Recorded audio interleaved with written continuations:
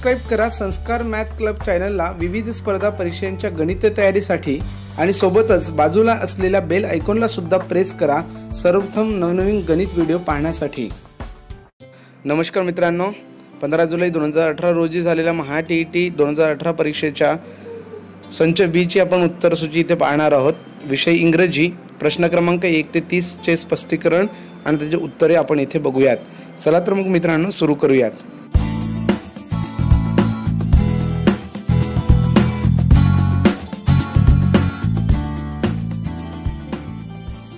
तर मग आपण इथे इंग्रजीचा पहिला प्रश्न बघूया। Select the word which best express the meaning of the underline words in the given sentence. इथे प्रश्न दिलेला होता किंवा वाक्य दिलेला होता, Raju is interested in the medical science which is related to the study and treatment of the diseases of the skin. बघा मित्रांनो, जर डिसीजेस ऑफ स्किन म्हणजे स्किनच्या कातडीच्या रोगांचे ट्रीटमेंट करण्यामध्ये त्याला इंटरेस्ट होता आणि त्या शास्त्राला डर्मॅटोलॉजिस्ट असं म्हणतात। आणि हे जे तीन आहेत म्हणजे paediatric and neurology and gynaecology हे वेगळ्या क्षेत्राशी निगडित असलेले क्षेत्र आहेत किंवा शास्त्र आहेत। हा पेडियाट्रिक्स हा लहान मुलांच्या म्हणजे डॉक्टर असतो, त्यानंतर न्यूरोलॉजिस्ट म्हणजे मेंदूचा एक डॉक्टर असतो आणि गायनेकोलॉजिस्ट म्हटलं तर प्रसूतीच्या संबंधाने असलेला डॉक्टर असतो। म्हणजेच या ठिकाणी स्किनच्या संबंधाने किंवा स्किन डिसीजच्या संबंधाने त्याला इंटरेस्ट असल्यामुळे त्याला या विषयामध्ये इंटरेस्ट आहे असं म्हणता येईल, dermatology. Select the correct antonyms of the extravagant. याचं एक्स्ट्रावॅगंट म्हणजेच अमर्याद होतो मित्रांनो, म्हणजे अमर्यादचा अपोजिट वर्ड होणार इकॉनॉमिकल, म्हणजे पर्याय क्रमांक 3 हे त्याचं ऑप्शन असणार। तिसरा प्रश्न, name the part of speech of the underline word. Here is a sentence is given there, he is an old man but honest बटला अंडरलाइन केलेला आहे आणि याचं पार्ट ऑफ स्पीच आहे कंजंक्शन। त्यानंतर बघूया चौथा प्रश्न, choose the correct preposition in the given sentence. He is sitting, रिकामी जागा हर मदर अँड फादर, म्हणजे दोघांच्या मध्ये ती बसली असं म्हणता येते। जर इथे जास्त जण असते तर अमंग आला असता, परंतु इथे दोघेच जण आहे मदर अँड फादर, म्हणून तो सेंटेन्स होणार ही is sitting between her mother and father, म्हणजे पर्याय क्रमांक 2 हे चौथ्याचं उत्तर आहे। पाचवा प्रश्न, name the figure of speech in the following line. A sea of people listen to the leader. या ठिकाणी एक तुलना केलेली आहे, त्यामुळे there is a metaphor. Metaphor हा त्याचा फिगर ऑफ स्पीच असेल, म्हणजे पर्याय क्रमांक 3 हे त्याचं उत्तर आहे। पुढचा प्रश्न, select the correct active voice sentence of the given sentence. The sentence is given there, let the door be open, म्हणजेच हा पॅसिव्ह व्हॉइस दिलेला आहे आणि या पॅसिव्ह व्हॉइसचा ऍक्टिव्ह व्हॉइस होणार ओपन द डोअर, म्हणजे पर्याय क्रमांक 2 असं त्याचं उत्तर आहे। 7वा प्रश्न, choose the correct use of enough in the following sentence. She is very strong, she can walk 5 miles every day. पहिला पर्याय बघितला, she is very strong enough walk 5 miles every day. या ठिकाणी बघा स्ट्रॉंग इनफ होणार नाही, त्यामुळे हा चुकीचा पर्याय आहे। या ठिकाणी बरोबर पर्याय जो आहे तो पर्याय क्रमांक 4 आहे, she is enough strong to walk 5 miles every day. त्यानंतर पुढचा प्रश्न बघूया, 10वा प्रश्न, select the most appropriate alternative in fill in the blanks. What are you, रिकामी जागा इन द किचन कबोर्ड। इथे क्वेश्चन केलेला आहे आणि क्वेश्चन मार्क इथे दिलेला आहे, म्हणून क्वेश्चन आहे या विचाराने किंवा हा विचार करून आपल्याला रिकामी जागा भरवायची आहे मित्रांनो। आणि बघा पहिला पर्याय लुकिंग इन आहे, इन लागूनच असल्यामुळे डबल इन येणार नाही आणि लुकिंग ऑन 2 प्रिपोजिशन लागून येणार नाहीत, म्हणजेच या ठिकाणी येणार लुकिंग फॉर, म्हणजेच what are you looking for in the kitchen cupboard, म्हणजेच तू किचनच्या कबोर्डवर काय बघत आहेस, काय शोधत आहेस असा प्रश्न जुळतोय मित्रांनो, म्हणजे पर्याय क्रमांक 4 हा 10चा उत्तर असेल। त्यानंतर I read the following passage carefully and select the most correct answers of the given questions. Question 11 to question 15 साठी ती इन्स्ट्रक्शन होती।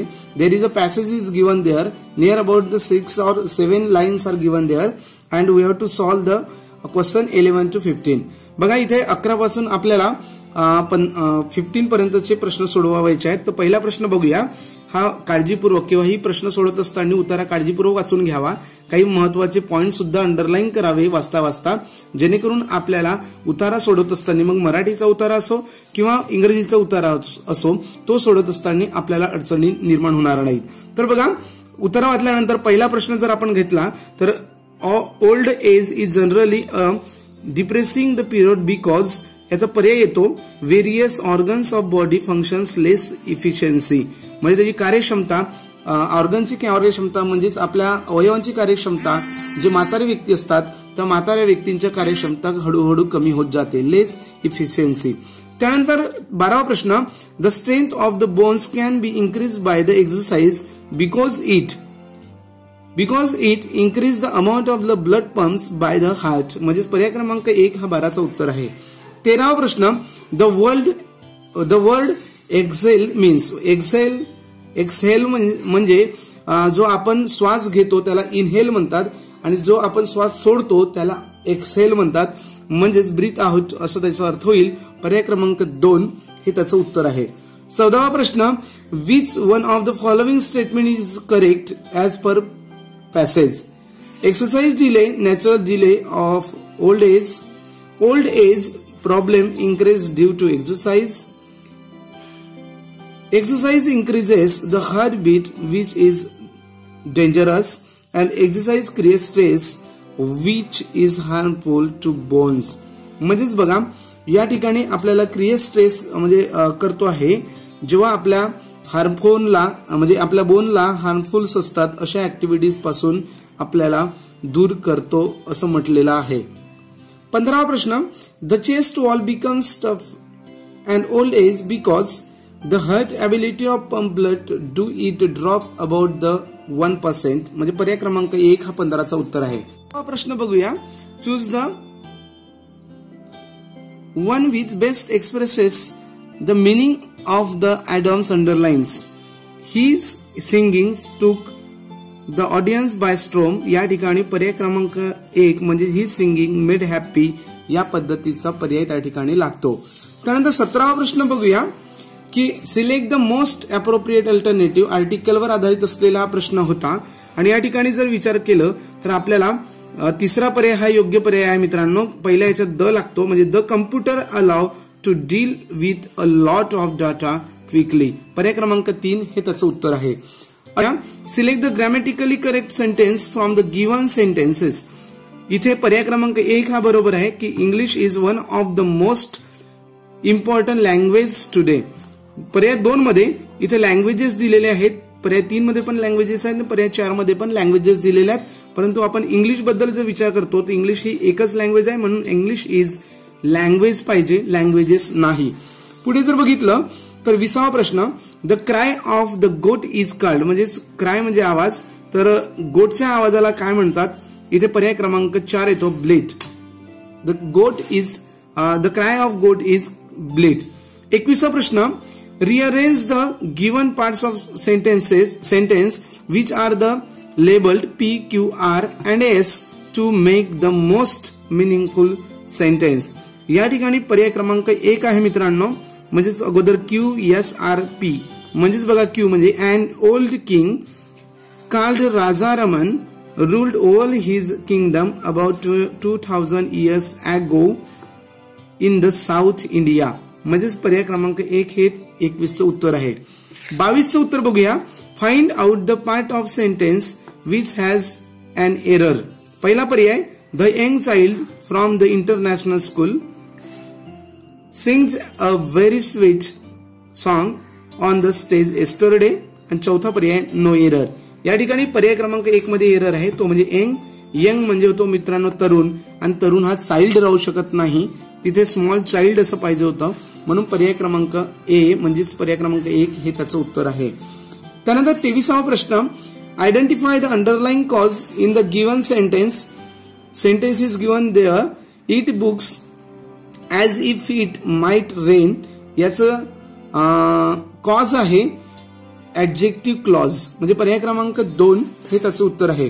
24वा प्रश्न, select the combination of number so that letter arrange accordingly will from a meaningful word. अशा वेळेला जर आपल्याला काही सुचत नसेल मित्रांनो, तर सर्वप्रथम हे जे नंबर दिले त्यांचे पर्याय तयार करून घ्यावेत आणि पर्याय ठिकाणी आपण जर लेटर्स लिहिले तर आपल्याला मिनिंगफुल लेटर सुद्धा म्हणजे शब्द आपल्याला मिळेल. या ठिकाणी पर्याय क्रमांक 2 अगदी बरोबर उत्तर आहे, कारण या ठिकाणी मिनिंगफुल जो शब्द तयार होतो तो आहे पोलीस. पोलीस म्हणजे पी त्यानंतर OLICE हा पोलीस मिनिंगफुल शब्द इथे तयार होतो पर्याय क्रमांक 2 मध्ये. त्यानंतर 25वा प्रश्न, choose the correct use of use to in the given sentence. याचा पर्याय आहे पर्याय क्रमांक 1, he use to get up before dawn in his school days. म्हणजे पर्याय क्रमांक 1 हा त्याचं उत्तर आहे. त्यानंतर बघूया 26वा प्रश्न, select the one which best expresses the following sentence in indirect narrations. How amazing it is I said. बघा हा उद्गारार्थी वाक्य आहे आणि उद्गारार्थी वाक्याचं जेव्हा आपल्याला नरेशन करावं लागतं, इनडायरेक्ट नरेशन करावं लागतं, तेव्हा आय सेडच्या ऐवजी आय एक्सक्लेम्ड येतो आणि कंजंक्शन म्हणून दॅटचा वापर करतात. म्हणून इथे होणार आय एक्सक्लेम्ड